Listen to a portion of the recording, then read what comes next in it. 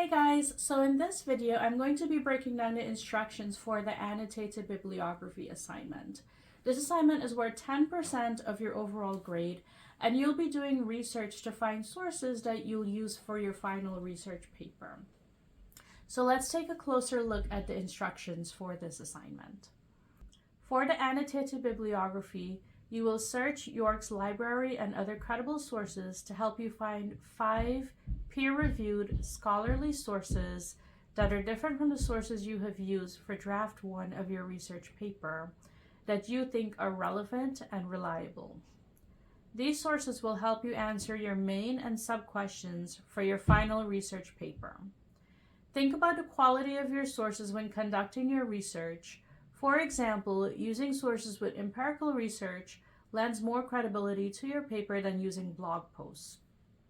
So I have a separate lecture video in which I went over how to evaluate the credibility of sources, but basically you can use York's library databases, and you can use online sources that you find on Google or Google Scholar, but just do a little bit of investigating to make sure that they are quality, credible sources. So a lot of the times I'll have students submit essays, and the evidence that they're using comes from student newsletters or from blog posts, and their paper ends up being not as strong because they didn't use credible sources. So instead, you want to do a little bit of investigating and make sure you're using strong sources with data that was observed or from an expert in the field or something of the sort, so that it will bring credibility to your paper. So for this assignment, what you're going to do is prepare bibliographic entries in proper APA format for all sources. I have separate lecture videos on how to cite your sources following APA format. And please remember that if you're using York's library databases, they have the citation button, so you can click that and you can get the citation very easily. After each bibliographic entry, you're going to skip a line and write an annotation. So each annotation should do 2 things. First, you're going to summarize the key ideas from the source in roughly 4 to 6 sentences. Then you're going to describe how the key ideas and/or information can help you answer your chosen research question. So be specific. Do not write, for example, this source provides useful information, without explaining what useful information the source provides and how it connects to your research focus. So that should be roughly 2 to 4 sentences. So just remember, you're doing 3 things in this annotated bibliography. First, you're citing your source following APA format. Then you're summarizing the source briefly.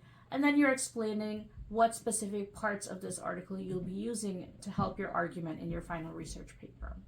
So your annotation should be a paragraph long, somewhere between 6 and 10 sentences. As in summaries, you should not use quotations. So what you are doing is summarizing the content in your own words. Also, do not copy and paste the abstracts of the articles in your summary. That is plagiarism, and you will not receive credit for your assignment if you're just copying and pasting the abstract that the author wrote. Read and understand the article and then summarize it in your own words. Also keep in mind that the sources in your annotated bibliography should be listed in alphabetical order.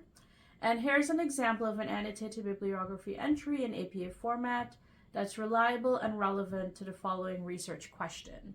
So what I have done here is I have listed the research question, and then I cited the source following APA format, and below that I have included a summary of the source as well as an explanation of how this source will help the argument of my paper.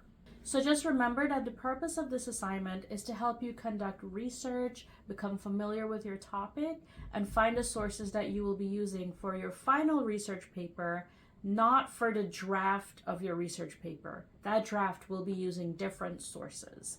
Altogether, your final copy of this research paper will have a minimum of 8 sources. So that includes the 5 sources you're finding for the annotated bibliography, as well as the sources that you found for the first draft of this paper, because you are incorporating that first draft into the final research paper. So as always, please reach out via email if you have any questions or if you would like to schedule a meeting to discuss this assignment or any other challenges that you're having in the class. Bye guys!